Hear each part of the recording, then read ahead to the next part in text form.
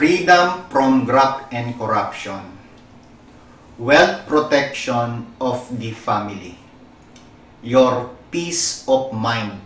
Sino ba ang hindi gusto na magkaroon yan? Lahat tayo gusto natin yan.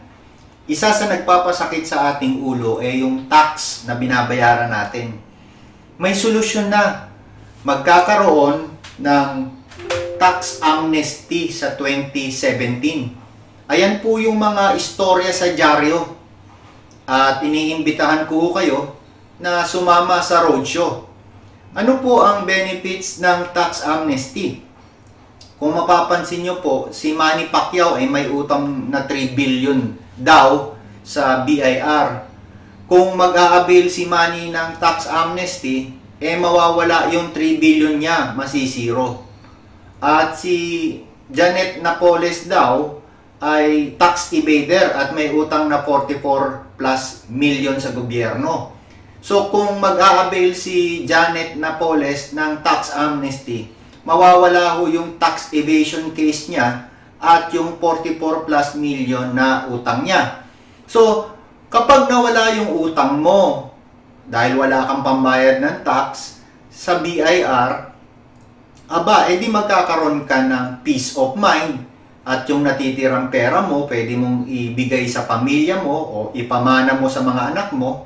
At the same time, magkakaroon ka ng freedom from graft and corruption. Alam naman po natin, pag meron po tayong electronic letter of authority, nauwi minsan po sa graft and corruption. Ayaw po natin yon. So, sa Disyembre po, meron po tayong roadshow, tax amnesty roadshow. Para makompute nyo na yung tax na babayaran nyo. May roadshow tayo sa January, February, at sa 2017, March, hanggang niluluto sa Kongreso yan. Ako po, si Emelino T. Maestro, tuturuan ko ho kayo na mag-prepare sa darating na tax amnesty. Ang objective po natin dyan ay maipon nyo na po yung pera na kailangan nyo. At makapag-prepare na po kayo in advance ng mga dokumento na kailangan nyong i-attach sa tax amnesty ninyo. Para po, hindi kayo mag-cramming at mabigyan nyo ng tamang panahon yung sarili ninyo. Hindi ho yung pagbalapit na yung deadline, tsaka po tayo ang mag-a-action.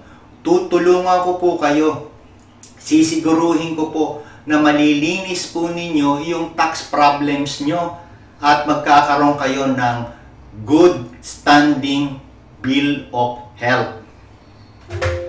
So, ito po yung mga tax amnesty proposals. Actually, 4 po yan. Napapansin nyo po, nandiyan po, paikot-ikot lang yung 4 na yan.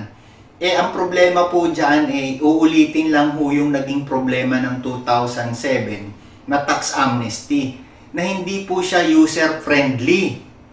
May problema po yung 2007 tax amnesty, hindi user-friendly. Kaya po magsasama-sama tayo sa isang roadshow para ho iparating sa kanila ano yung user-friendly na tax amnesty. Magta-tax amnesty na lang tayo, gawin na natin mas madali sa taong bayan, sa Pilipinas, at sa mga taxpayer na nangangailangan ng tax amnesty.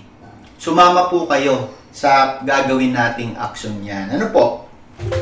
Ngayon po, ito po yung example na ginawa natin.